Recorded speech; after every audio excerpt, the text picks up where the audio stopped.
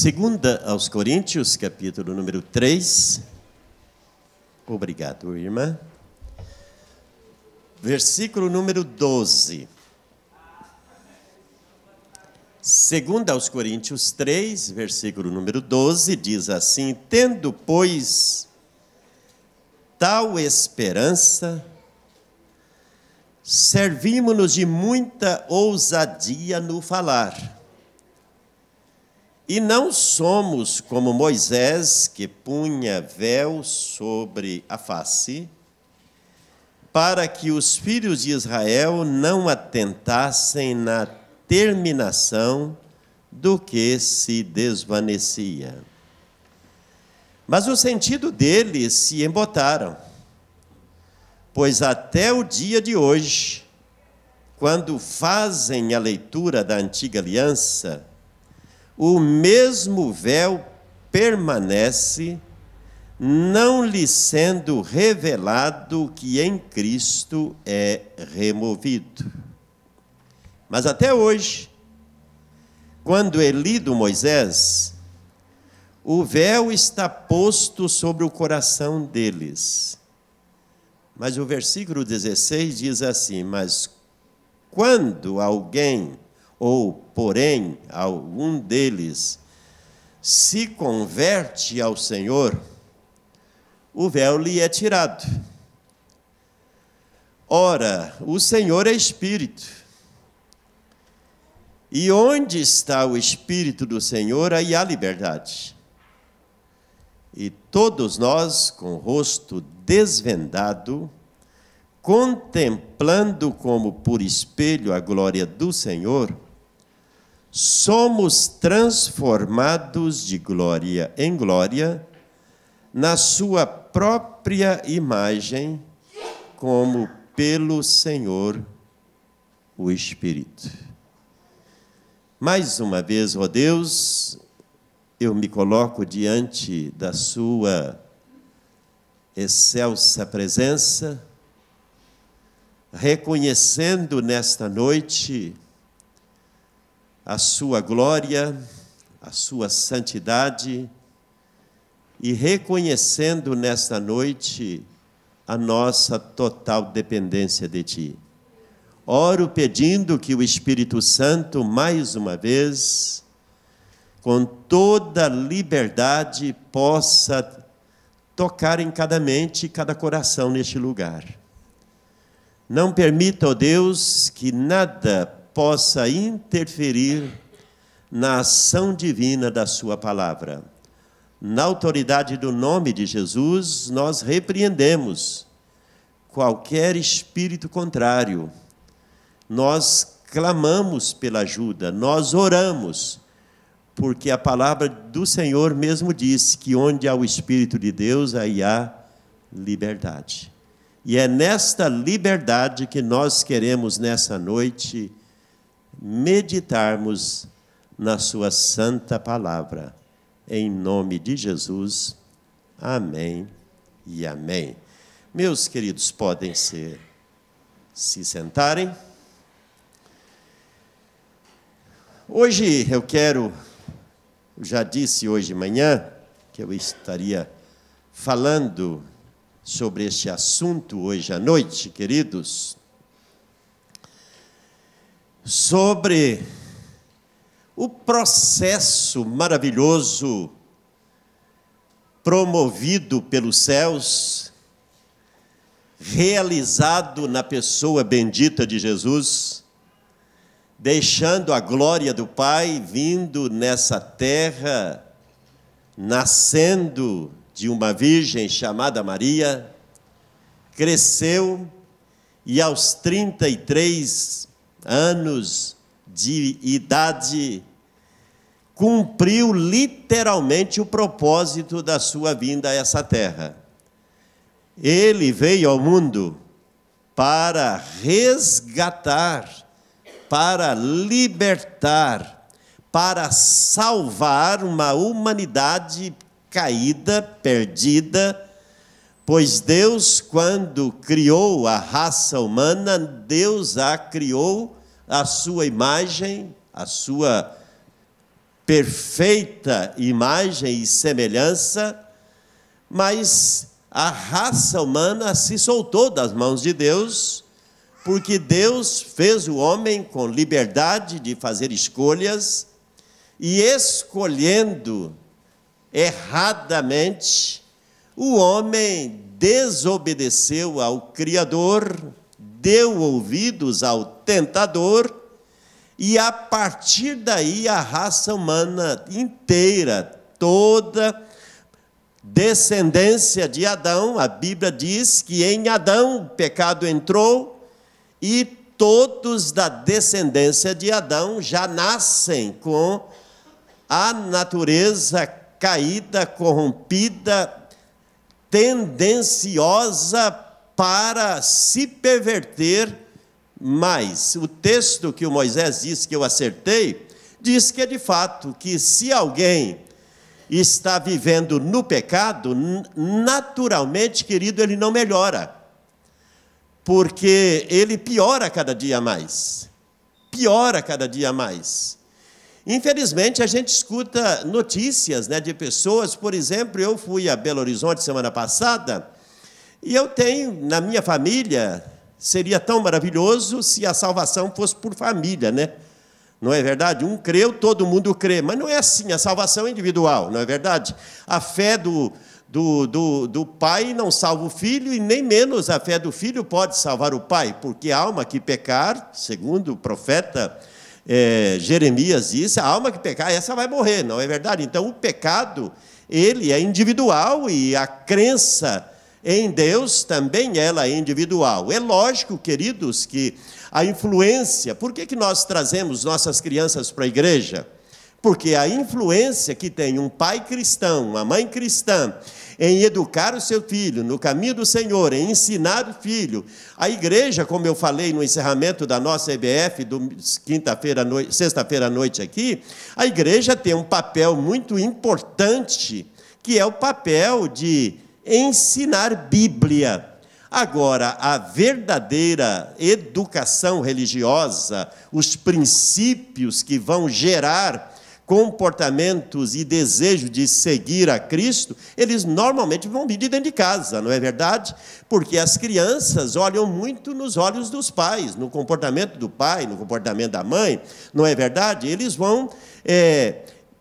diz que os filhos são herança do Senhor, são os filhos, mas se pais cristãos que honram a Deus na sua vida, podem gerar filhos com a natureza pecaminosa, mas com a influência dos pais, os filhos vão também se encaminhando para Deus. Eu me converti numa família enorme, que não tinha ninguém cristão, já adulto, com 28 anos de idade, mas tem histórias que me deixam triste. Eu e minha esposa ficamos tristes esses dias, porque eu tenho um irmão que cada vez que eu vou a Belo Horizonte, diz que ele está pior. É triste quando você ouve, o seu irmão está pior, a minha esposa também, o meu irmão está cada dia pior, não é verdade? Desde novos, eles se enveredaram pela bebida, entenderam, e nunca saíram deste poço que cada dia fica mais fundo, não é verdade? A pessoa, por mais que tentasse os filhos, alguns filhos desse meu irmão vieram a converterem-se, são cristãos, líderes de ministério de casal, na igreja, tudo, mas o meu irmão cada dia pior. Isso deixa triste, porque se bebia, bebe mais, ou às vezes até bebe menos, mas passa mais mal, não é verdade? Porque cada dia se enfraquece mais. Mas é gostoso quando você escuta uma história. Você lembra de fulano, como ele era? Ele agora é um novo homem. Ele agora é uma nova, ela agora é uma nova mulher. Lembra daquela família que era totalmente desestruturada? Pastor, Jesus entrou e salvou aquela família, salvou aquela casa. Você está entendendo? Então, o Evangelho é o poder de Deus, irmãos, para consertar uma raça caída. O Evangelho, de fato, a vinda de Jesus a este mundo, hoje, meu genro, nós saímos um pouquinho do carro dele, ele falou, pastor, eu fico indignado. com o que eu ouço, que eu escuto, isso me deixa indignado, porque isso não é evangelho, isso nunca foi evangelho, isso só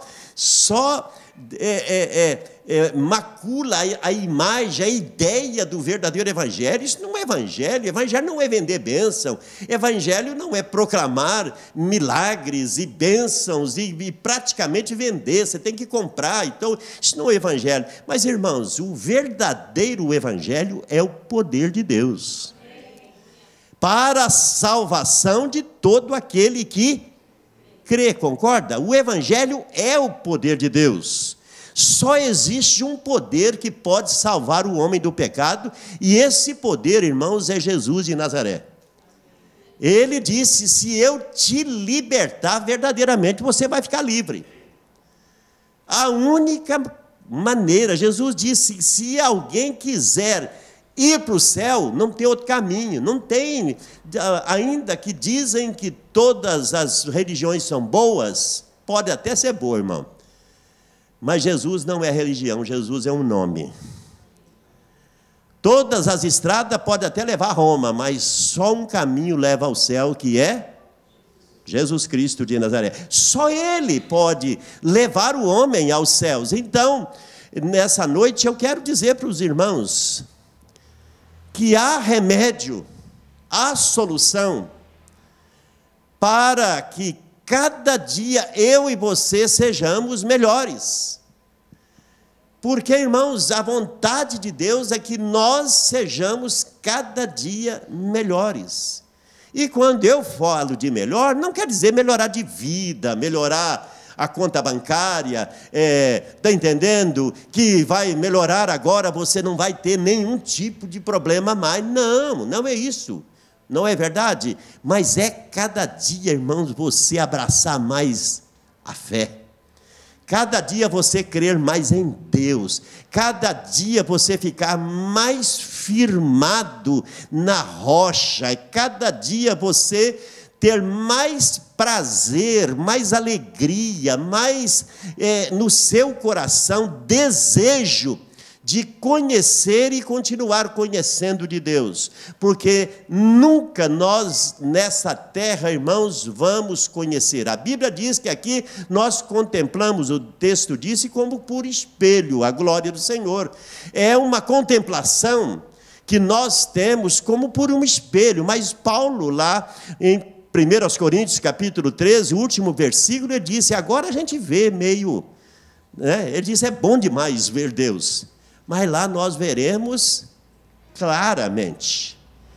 A visão que nós já temos aqui na terra, revelada pelo Apocalipse, de como será a Nova Jerusalém, irmãos, a visão escrita por João, ela, para nós, ainda é muito ofuscada, não é verdade? Ainda é muito, não é com toda beleza e clareza, mas eu fico imaginando como vai ser aquele glorioso dia que nós entraremos para o gozo pleno depois da ressurreição do corpo, quando nós o veremos exatamente como Ele é, naquele glorioso dia, quando entraremos eternamente no céu de glória, e lá veremos com toda clareza que existe, irmãos, de promessa, de esperança para todo aquele que crê. Mas ainda estamos na terra. E na terra a gente sabe que existe duas forças. Na terra, Paulo disse, existe uma batalha no mundo espiritual.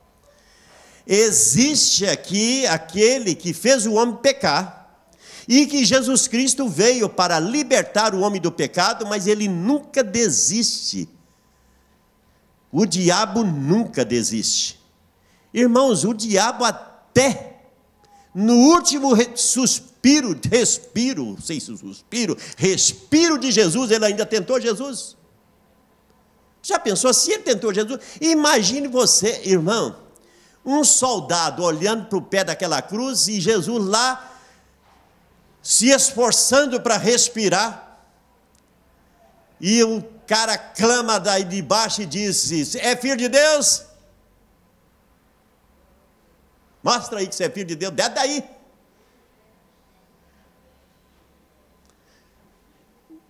Um outro que estava do lado,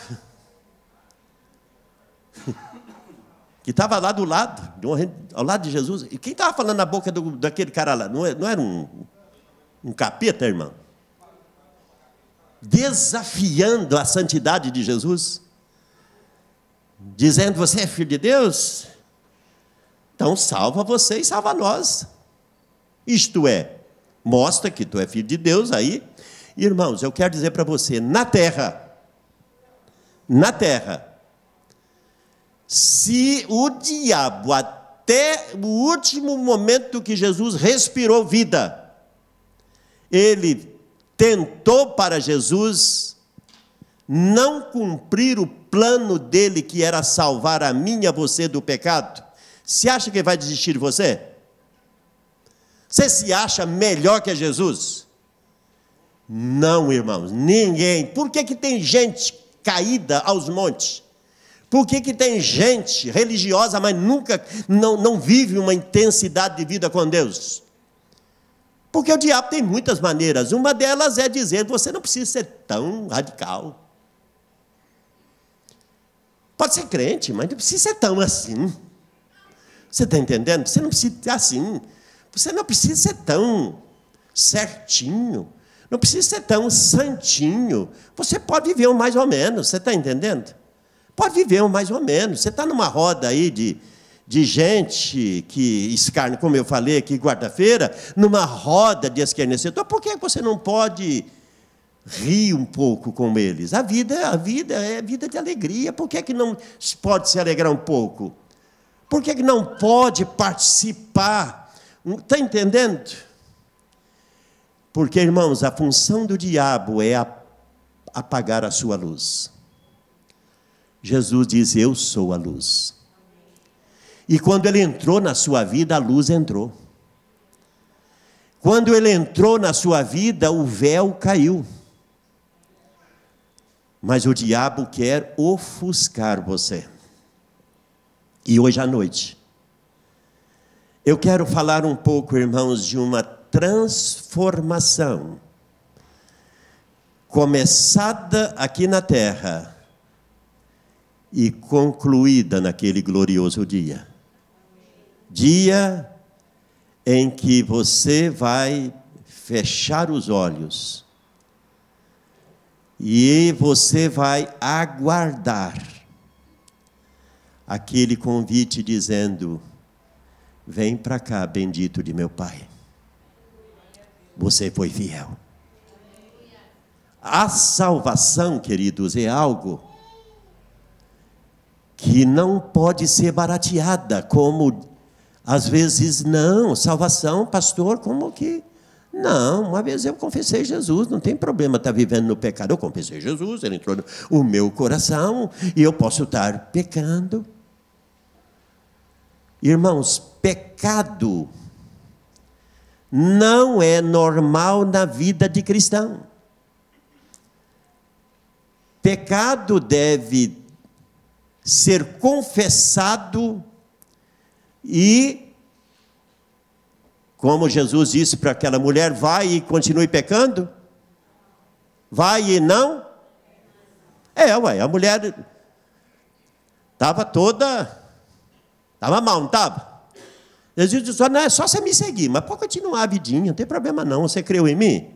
Não, Jesus disse: vai e não peque de novo, não peque esse pecado aí não. Pode até ver acontecer, está entendendo? Mas repetidamente ficar fazendo as mesmas coisas, irmãos, será que eu sou religioso ou sou um filho de Deus? Nascido, convertido, transformado, entenderam? Então, esse texto que nós lemos muitas vezes, queridos, corremos o perigo de ter uma vida de representação. Não vou entrar no detalhe da vida de Moisés, veja bem. Só que, pano de fundo nesse texto que eu li, pastor, mas não entendi muito bem o negócio de Moisés aí. O negócio de Moisés é o seguinte, irmão. Moisés ficou 40 dias no monte, conversando com Deus, recebendo todas as instruções da parte de Deus, de como governar um povo por 40 anos. Recebeu o escrito, mas recebeu toda a informação que o Espírito Santo, que o Senhor deu a Moisés. Foram 40 dias de intimidade com Deus naquele monte. Quando Moisés desceu de lá, a glória de Deus era tamanha na vida de Moisés, que quando ele chegou, o povo caiu tudo no chão. E disse para Moisés: corre, sai de perto da gente, não conseguimos olhar para sua cara. Aí então que Moisés atentou. Como eles não conseguem olhar para mim? Porque o rosto de Moisés brilhava devido à intimidade e à glória que Deus tinha revelado a Moisés, e ele então colocou um véu no seu rosto, para cobrir o seu rosto, para poder chegar perto do povo, o povo poder chegar perto dele e conversar com Moisés. Só que foram passando os dias, e Moisés agora estava aqui embaixo, não estava mais lá no monte. O rosto de Moisés foi desvanecendo, concorda? Quer dizer, toda aquela glória, todo aquele brilho foi desvanecendo, Mas o Moisés não tirou o véu, não. Entenderam? O Moisés não tinha mais brilho, mas tinha só o véu. Entenderam a história? Só que agora disse que até hoje, aí falando agora do povo, que até naquela época, Paulo dizendo, quando é lida a lei mosaica, parece que agora há um véu que cega o entendimento de vocês, cega o entendimento do povo, para que eles não possam entender o verdadeiro significado do Evangelho, e quando é lido, continua.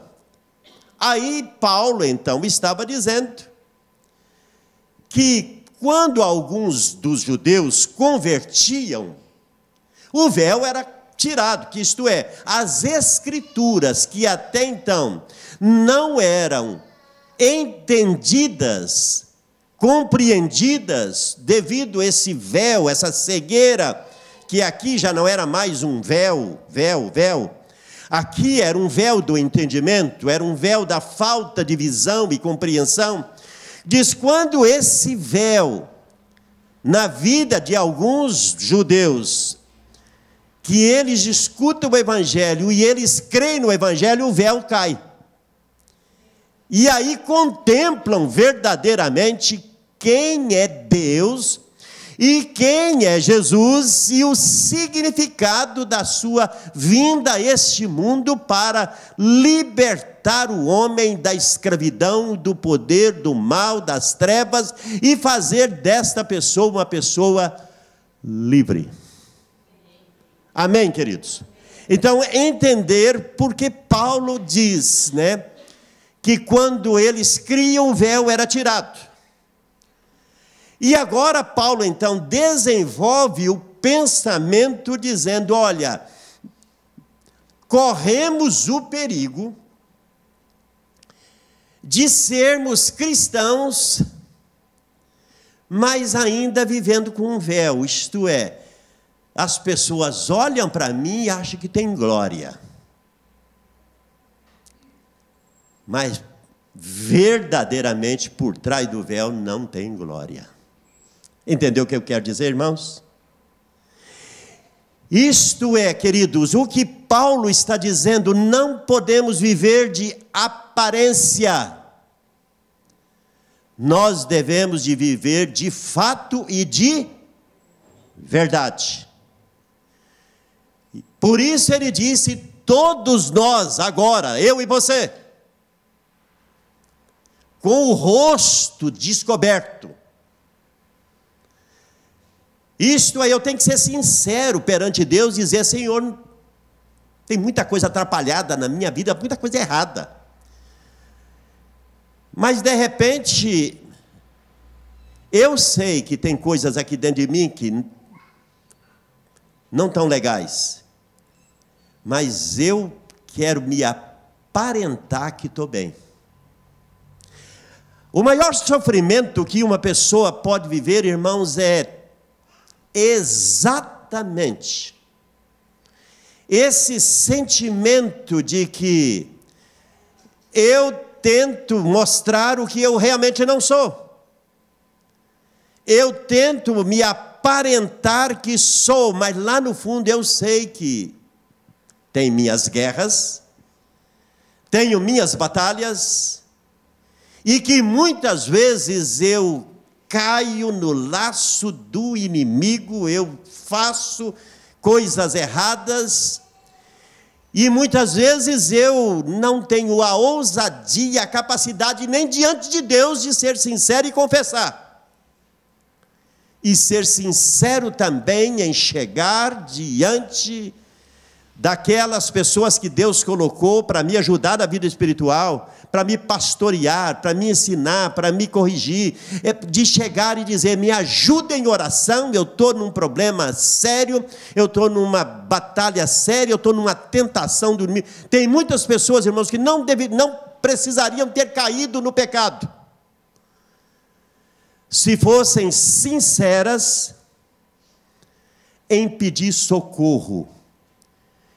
É muito bom quando eu peço socorro antes de cair, porque muitos vão pedir socorro quando estão no fundo do buraco, e às vezes é bem mais difícil, concorda? É bem mais difícil. Por isso, nessa noite, eu quero falar, queridos, para todos nós, cristão, filho de Deus e filha de Deus aqui presente. Se você está em Cristo, você já é uma nova criatura.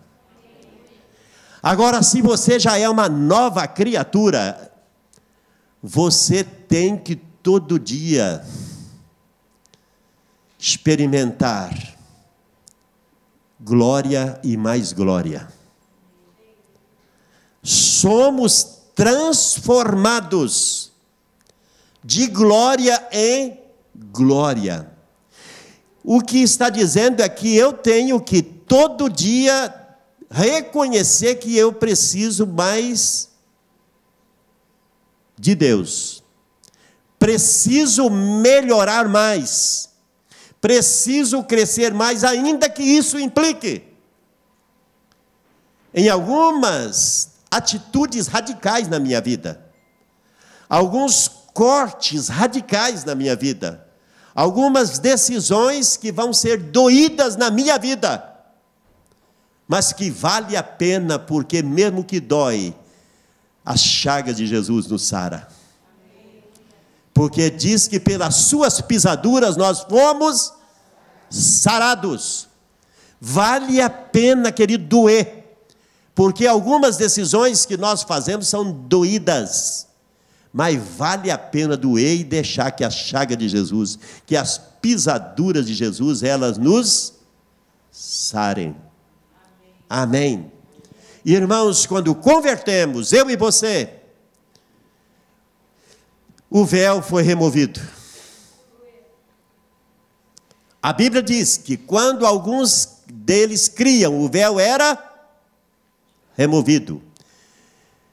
Quando eu e você cremos, você pensa assim: puxa vida, como eu não entendia nada dessas coisas, e agora ficou claro. Como eu perdi tanto tempo na minha vida vivendo lá nas trevas. Agora, quando a graça entrou, o amor de Deus me tocou, o evangelho entrou na minha vida, como as coisas mudaram.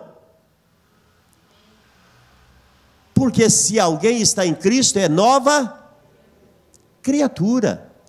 Quando cremos, irmãos, o véu é removido. Sabe o que diz aqui na Epístola aos Hebreus? Quer ver? Vai comigo, Epístola aos Hebreus, capítulo 10, versículo 19 e 20. Hebreus 10, 19 diz assim: tendo, pois, irmãos, intrepidez para entrar aonde? No Santo dos Santos, pelo pelo sangue de Jesus, pelo novo e vivo caminho que ele nos consagrou pelo véu, isto é, pela sua carne.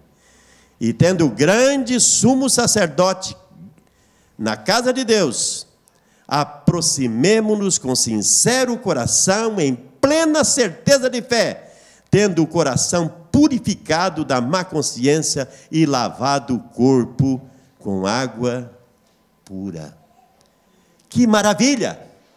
A obra da redenção é para te levar, irmãos, aonde? No Santo do Santo. É para agora não há mais intermediação.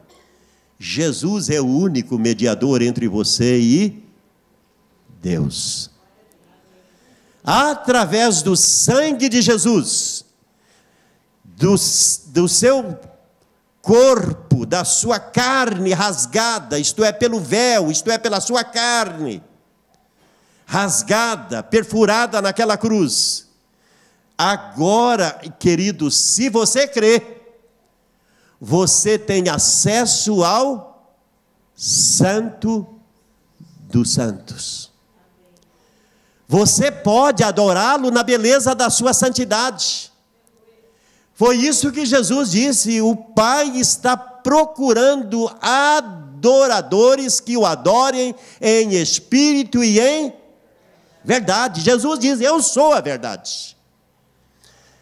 Nós podemos agora, irmãos, adoração verdadeira só através da obra da redenção. Do contrário, irmãos, é cantoria.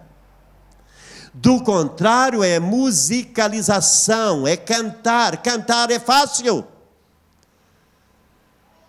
Mas adorar em espírito e em verdade só para quem é redimido. Emoções alguém pode sentir, mas não quer dizer que está adorando. Porque a música, seja ela cristã ou até mesmo mundana, ela mexe com as emoções das pessoas. Mas, irmãos, a verdadeira adoração, ela alegra a alma, alegra o espírito, te leva a sentimentos que só quem tem sabe o que significa. Concorda ou não concorda? Só quem experimenta sabe o que significa. Porque nós, irmãos, agora já não temos mais um véu que separa. Agora eu e você temos em Jesus acesso já ao trono da graça, para adorar, ao trono da graça para verdadeiramente levantar suas orações e Deus as receber como incenso. No livro do Apocalipse, capítulo 4, diz que as nossas orações, a partir de então, as orações dos santos. Santo é aquele que é tirado do mundo, que é santificado pela redenção e pela unção do Espírito Santo, que é a oração do santo. Deus recebe, Ele as coloca no incensário. Que coisa mais linda, não é verdade? Meus queridos irmãos, não há mais véu. Por isso, nessa noite, entenda que Moisés, por um bom tempo, usou véu sem necessidade. E nessa noite, Deus está dizendo: tira o véu. Às vezes o véu, irmãos, da nossa hipocrisia. O véu da nossa, entendeu? Viver de aparência. A Bíblia diz que aonde há o Espírito de Deus, aí há liberdade. Significa que está livre, concorda? Liberdade significa que, verso 17, você quer ler de novo aí, em 2 Coríntios 3, 17, diz o seguinte, olha: ora, o Senhor é Espírito, e onde está o Espírito de Deus do Senhor, aí há. Agora há liberdade. O Espírito Santo, irmãos, nos concede esta liberdade. Todos nós sabemos que quem perdoa pecado não é o Espírito Santo. O Espírito Santo convence do pecado, da justiça e do juízo, amém? Esta é a missão do Espírito Santo, convencer que o homem, o ser humano, nasceu em pecado, está em pecado, e se é crente, pecou, o Espírito Santo também fica triste, porque se eu estou no Espírito, eu posso entristecer o Espírito Santo que está dentro de mim, está entendendo? E posso até apagar também o Espírito, se eu continuo fazendo coisa errada. A Bíblia diz: não apagueis o Espírito. Cristão que continua em pecado, ele apaga. Não despreze também profecias. Eu hoje à noite sou um profeta. E se você no coração está indo, ainda mais, é o pastor de novo, com essa mesma ladainha. E olha, eu quero dizer para você, melhor pedir clemência e misericórdia para Deus, porque no Antigo Testamento Deus levantou alguns homens para ser a sua boca. E quando eu tomo a mesma palavra e falo dela, eu tenho unção profética. Não para predizer, mas dizer o que Deus diz aqui na sua palavra, amém? Porque profecia nem sempre é predizer, falar algumas coisas que podem acontecer com você. Não, eu estou falando daquilo que está revelado aqui nas Escrituras, e isto é profecia. Irmãos, aonde há o Espírito de Deus tem que haver liberdade. Quando andamos no Espírito, nós verdadeiramente devemos desistir de viver uma vida de desculpas. Viver sempre tentando dar explicações para os nossos erros e defeitos. Nós devemos sermos transparentes diante de Deus, pedir ajuda, se possível, socorro, me socorre, me ajuda, mas não viver, irmãos, mais, porque aonde há o Espírito de Deus, aí tem que haver liberdade. A liberdade que o Espírito Santo nos dá não é para, irmãos, mudarmos o sentido das Escrituras, porque passa-se o céu e a terra, mas a palavra de Deus tem a mesma autoridade ontem, hoje e sempre. Ainda que estejamos vivendo, igual eu ouvi essa semana, eu gosto de assistir alguns vídeos do pastor Poyog Cho, veio ao Brasil, e ele, então, estava falando numa igreja, e tinha uma intérprete. Ele é coreano, é a maior igreja do mundo, uma igreja local com mais de 1 milhão de membros, é uma igreja gigante na Coreia do Sul, e ele estava dizendo que ele ficou estarrecido com a igreja evangélica brasileira. E ele disse que os coreanos têm um comportamento, uma atitude de adoração no templo, desde a hora que entra até a hora que sai, que E aí quem assistiu esse vídeo, certamente estava aí no Facebook aí, ou alguém colocou nessas redes aí. Irmãos, ele estava dizendo: eu estou alarmado com os brasileiros. Porque os brasileiros, eles nem parece que está dentro do templo. Então ele diz, a atitude, até mesmo a atenção para ouvir, receber a palavra de Deus, ele disse: eu estou assustado com a igreja brasileira. Quando ele fala igreja, está falando que os brasileiros, a falta de temor, a falta de reverência, o comportamento, a incomodação, parece que ele disse, é um povo incomodado, é um povo inquieto, é um povo que não assenta, é um povo, está entendendo, incomodado. Ele disse que a Coreia é sacudida por um poderoso avivamento nas últimas décadas, que fez da Coreia, irmãos, me parece que a 7ª maior economia do mundo em 40 anos. Quem fez isso? Deus que fez. Deus fez um país pequeno, mas poderoso em tudo, porque, irmãos, o que a igreja evangélica, o que o evangelho, o que Deus tem feito na Coreia do Sul é uma coisa sobrenatural. Porque o evangelho não é natural, ele é sobrenatural, concorda?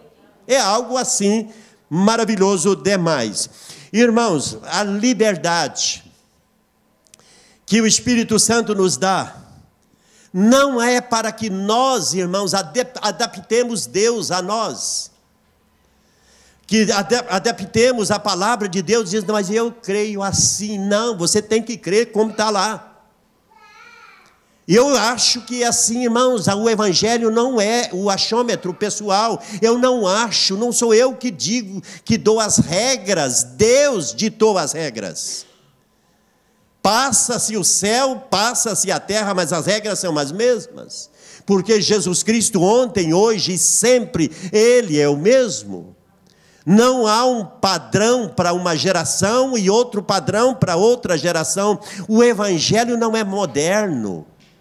O evangelho, irmãos, é o mesmo poder que salvou aquela primeira geração, quando Jesus ali na cruz fez a obra, e ele continua tendo a mesma autoridade, o mesmo poder para redimir pecadores na nossa geração.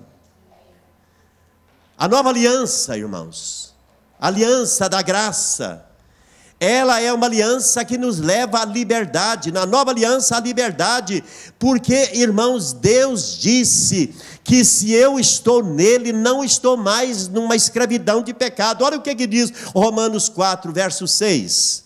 Versículo 6 a 8 diz assim, olha: e é assim também que Davi declara ser bem-aventurado o homem a quem Deus atribui justiça independentemente de obras. Bem-aventurado aqueles cujas iniquidades são perdoadas e cujos pecados são cobertos. Bem-aventurado a quem o Senhor jamais imputará o quê? Pecado. É um bem-aventurado. Amém, queridos? Ainda no capítulo 8, verso 1, diz assim: agora, pois, já nenhuma condenação há para quem? Para quem está em Cristo Jesus. O Espírito Santo, irmãos, dá testemunho com o nosso espírito, que agora nós somos filhos de Deus. Em capítulo 8 de Romanos, vai falar nos versículos 3 e 4, que o Espírito Santo dá esse testemunho com o nosso espírito. O Espírito testemunha com o nosso espírito. Capítulo 8 de Romanos, versículo 15 e 16, dá testemunho com o seu espírito, que agora nós somos filhos de Deus. E se somos filhos de Deus, irmãos, nós somos também herdeiros e co-herdeiros com Cristo Jesus. Onde o Espírito do Senhor está, aí há liberdade. Amém? Esta é a obra da redenção. A presença do Espírito Santo é uma realidade na vida do cristão. Por isso, somente estes são verdadeiramente livres. Foi o que Jesus disse em João 8:32. E conhecereis a verdade vos libertará. Só Ele que é a verdade e a vida, e Ele diz, se você me conhecer, cuidado aqui que ele pode enroscar no fio aí, tá? Ok? A transformação, irmãos, que o Evangelho da graça faz na vida daquele que crê, ela é uma transformação progressiva. Volta para o capítulo 3, onde nós lemos no início aqui, vamos ler agora para nós encerrarmos o versículo número 18. Diz assim, verso 18, e todos nós, diga aqui para a pessoa que está perto de você, você também. Amém? Você também, viu?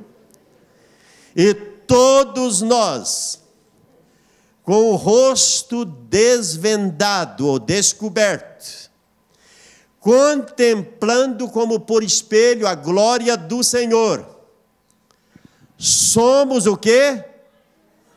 Transformados de quê? Glória em glória, na sua própria imagem, como pelo Espírito, pelo Senhor, o Espírito, com E maiúsculo. Amém? Todos.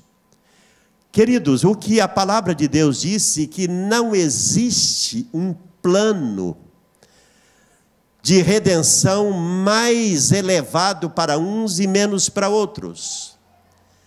Não existe, olha, você vai chegar num patamar mais elevado, outro menos. Não. Todos nós. Com o rosto descoberto. Porque, como nós dissemos, o pecado cegava, não cegava?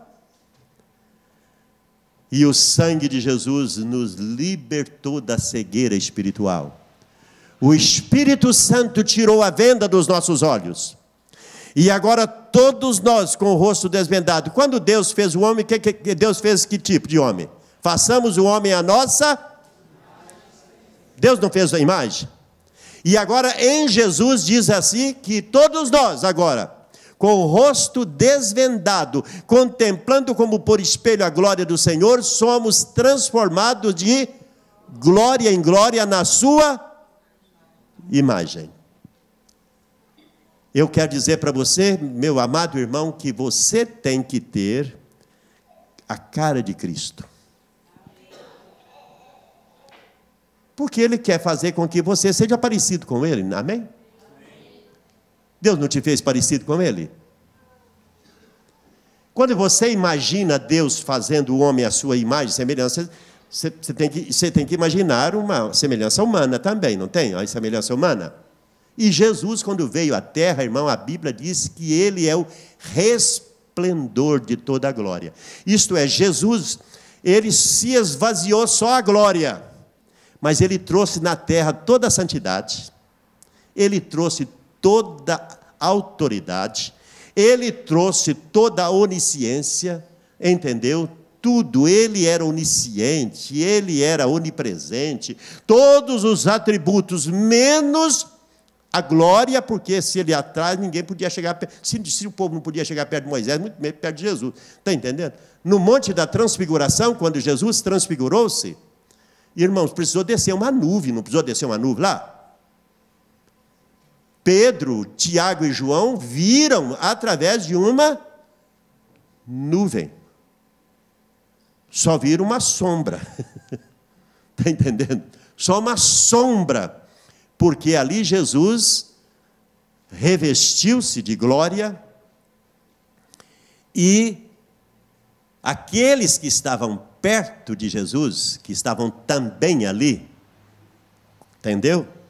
Porque eram 3, todos eles por já estar numa outra, como diz o outro, numa outra esfera, as vestes de todos refletia glória. Mas o que eu quero dizer nessa noite aqui, queridos, não manhã, noite. Eu quero dizer para vocês, Deus quer que você seja parecido com seu Filho Jesus. Todos nós com o rosto desvendado, contemplando como por espelho a glória do Senhor, somos transformados de glória em glória na sua própria imagem. Isto é, todos os dias eu tenho que dizer para Deus, Deus, eu quero pagar o preço que Jesus disse que para segui-lo eu tinha que renunciar a mim mesmo, e não é fácil. Eu tinha que diariamente morrer, porque tomar a cruz significa sacrifício. Ele diz, tome a sua própria cruz diariamente. E depois, então, siga-me.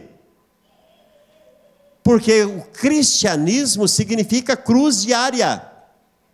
Significa dizer, não a minha, mas a sua vontade. Jesus diz, seja feita a sua, ou a vontade dele ou a sua? Seja feita a sua vontade. Então, todos os dias eu tenho que renunciar, todos os dias decidir dizer, eu quero ser um cristão de cruz. Tem um preço alto, viver na terra, mas a mente está ligada nos céus.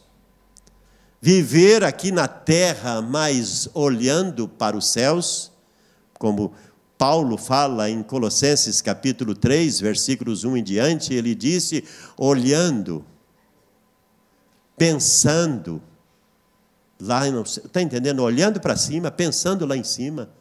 É lindo isso, né? Que eu olho com os olhos da fé e eu penso nas coisas lá do alto, eu imagino as coisas do alto, isto é, eu estou na terra. Tempos atrás eu preguei um sermão aqui, faz alguns anos já, eu preguei um sermão dizendo o céu na terra. Isto é, o cristão tem que porque tem muita gente querendo ir para o céu, irmão, mas vai ser difícil, né, adaptar um lugar totalmente, mas eu nunca vivi, não conhecia nada dessas coisas. Não, você já tem que conhecer o céu, já tem um gostinho dele na terra. Tem. Porque quando se transferir para lá, você não vai ver nada, não vai ser um lugar estranho, não, muito pelo contrário, irmão, tem que ser como Paulo disse. Paulo disse, olha, na verdade, eu estou com tanta vontade de ir que, se eu pudesse ir agora, ele disse, na verdade, eu tenho tanta certeza que daqui a pouco eu vou tomar posse da coroa que está me esperando lá. Paulo tinha essa certeza que ele disse, para mim, morrer é um ganho, entendeu? Ele disse, eu só vou transferir daqui para lá, mas eu já sei. É lógico, Paulo, irmãos, teve até algumas revelações dadas a ele, único, acho que foi o único dos seguidores de Jesus que as Escrituras narram, que viu coisas tão sobrenaturais e ouviu coisas tão sobrenaturais da boca de Jesus, que ele disse, eu nem posso contar. Concorda? Por isso ele disse, nem olhos viram, nem ouvidos ouviram, nem jamais penetrou no coração do homem o que Deus tem preparado para quem? Para aqueles que o amam. Você ama Deus? Então Deus tem coisas muito lindas para revelar a você aqui na terra já. Também. Isso está na primeira de Paulo aos Coríntios, capítulo 2, versículos 9 em diante, que ele fala que aqui na terra, irmão, Deus já quer revelar, perescrutar profundezas de Deus, a intimidade de Deus, porque o Espírito de Deus perescruta o mais íntimo de Deus para revelar a mim e a você. Amém? Fiquemos em pé.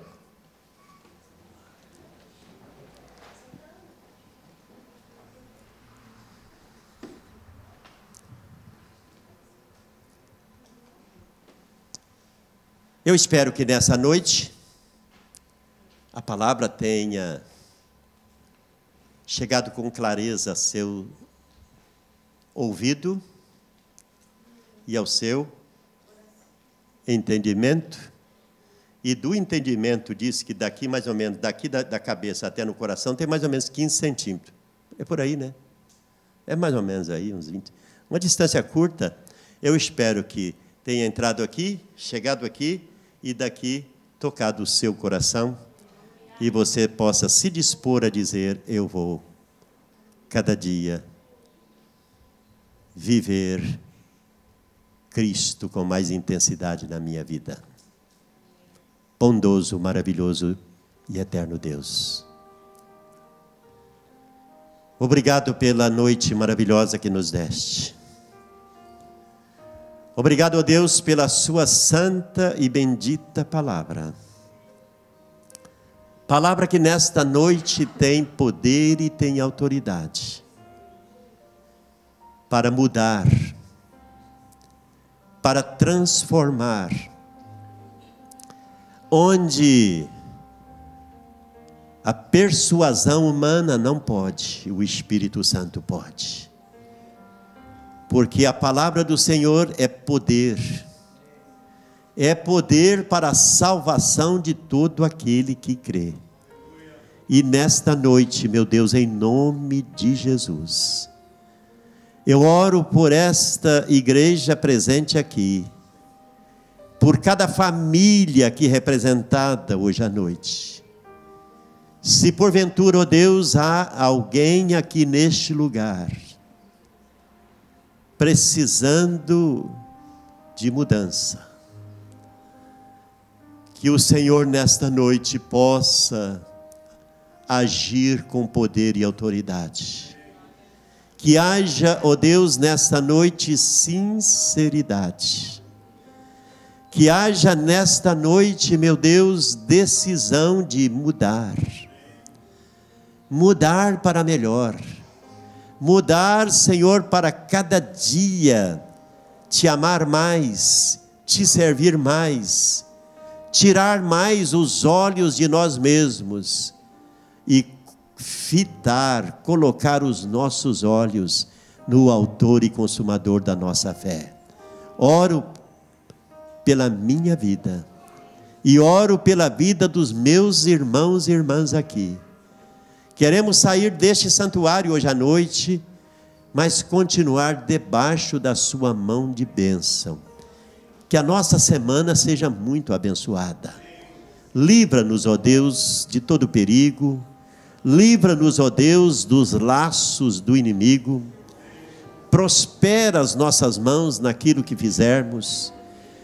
Que acampe o anjo do Senhor ao nosso redor, livrando-nos de quaisquer ciladas que o inimigo possa armar contra nós, porque no Senhor nós já somos mais que vencedores. Que a graça, a maravilhosa graça do Senhor Jesus, que o amor bendito de nosso Deus e Pai, e que a doce presença do Espírito Santo de Deus seja com toda a igreja, hoje e sempre. Amém.